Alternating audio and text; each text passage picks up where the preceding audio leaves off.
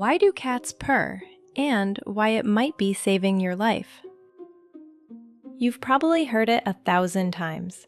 That low, steady rumble coming from a cat curled up on your chest. It's one of the most comforting sounds in the world. But here's the thing nobody tells you. You have absolutely no idea what's actually happening inside that tiny body. You've just been sitting there going, "Aww," for years, completely oblivious. Let's fix that. It's not just happiness. Sorry. The first thing most people assume is simple. Cat purrs, cat is happy. Cute, wholesome, end of story. Except no. Cats also purr when they're injured, when they're in labor, when they're sick, when they're stressed, when they're dying. So if your immediate reaction to that information is, "Wait, that's deeply unsettling," congratulations, you're paying attention. Purring is not a happiness meter. It's something far more interesting than that.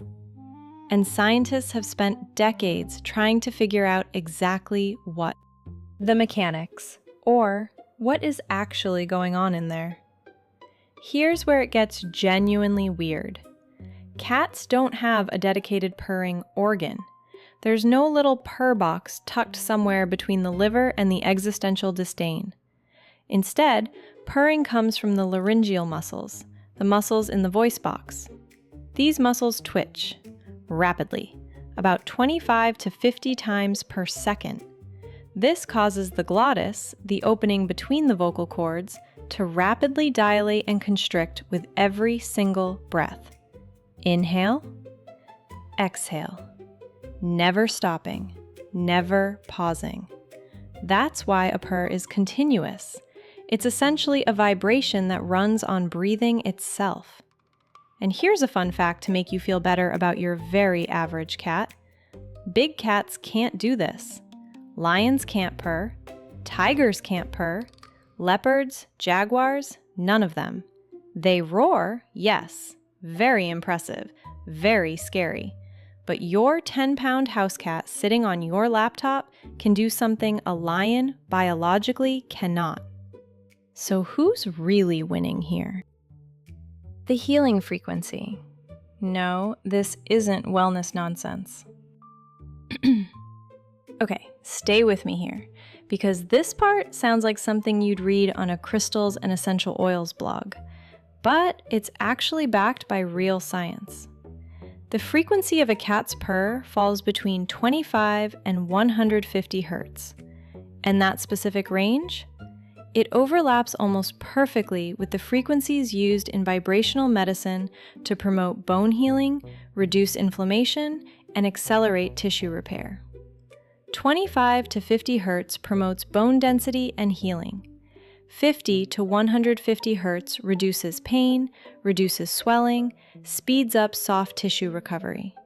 Your cat's purr hits all of that, naturally, without a prescription. Some researchers believe this is exactly why cats are so absurdly good at surviving things that would destroy other animals. Falls from ridiculous heights, injuries that should be catastrophic, illnesses that other species don't bounce back from. We always credit their balance or their flexibility, but maybe the real answer is simpler. Maybe they've been vibrating themselves back together this entire time. Purring, in this theory, is a biological self-repair mechanism, a built-in healing tool that activates precisely when the body needs it most. Which, if you think about it, makes cats significantly more sophisticated than most people give them credit for. Not that they care what you think. What about us? Here's where it gets interesting. So cats might be healing themselves with their own purring. Fine, cool, slightly humbling, but here's the part that nobody expects. A study from the University of Minnesota followed over 4,000 people for 10 years. The result? Cat owners were 40% less likely to die of a heart attack than people who didn't own cats. 40%! Now, correlation isn't causation. The researchers were careful about that. Maybe calmer people are just more likely to own cats. Maybe there are a dozen confounding factors. But they couldn't fully explain the gap. And the purring frequency hypothesis, the idea that regular exposure to those vibrations has measurable cardiovascular benefits, remains very much on the table. There's also evidence that purring lowers cortisol, that it triggers a genuine relaxation response in the human nervous system, that it may even help with sleep. Which means that at some point in human history, we invited an animal into our homes, gave it food and shelter and a small throne on the couch, and it has been quietly, accidentally medicating us ever since. You're welcome, apparently. The part where your cat is manipulating you. And now, the part your cat would prefer you didn't know about. Purring isn't just biological maintenance, it's also communication. Strategic, calculated, slightly sinister communication. Kittens start purring within days of birth. They can't meow and nurse simultaneously, but they can purr, so purring becomes the first language between a mother and her kittens. A constant signal that says, "I'm here, I'm okay, don't stop." As cats grow older, they get creative. Researchers at the University of Sussex identified what they call the solicitation purr, a specific type of purr cats use when they want something. Food, usually. Attention. Your immediate and complete compliance. Hidden inside this purr is a high-frequency cry, embedded at almost exactly the frequency of a human infant crying. Most people can't consciously hear it, but their nervous system responds to it anyway. That slightly urgent, slightly uncomfortable feeling you get when your cat is staring directly into your soul at 6 a.m. while purring? That's not love, that's manipulation. Refined over thousands of years of living with humans, specifically calibrated to override your higher reasoning and send you directly to the food bowl. Your cat has reverse-engineered your parental instincts and is using them against you every single morning. Sleep well with that information. So why do cats purr? All of the above, simultaneously, for completely different reasons depending on the moment.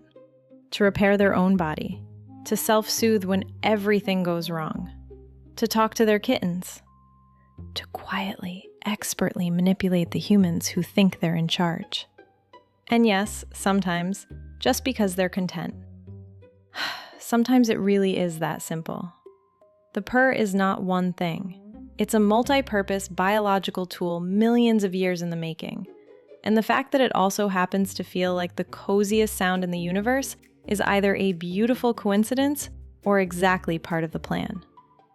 Next time your cat settles on your chest and starts that low, steady rumble, just know, you're sitting inside a healing frequency that predates human civilization.